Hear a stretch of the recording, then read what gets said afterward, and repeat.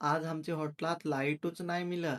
ना ये दोघाला दवडला आहे लेफ्टी खडा या लेफ्टी संग हवी तेच लाईट नाही मिळत. ना इचे मगारचे आता मी निघाला आहे ना वाटते एकदम VIP आहे. पडला तर चिखलात. ना इथं पहिली लेफ्टी मिळली आहे खजरीच्या झाडावर. ना पाणी हो एकदम दुनियाभरचा या लागला आहे.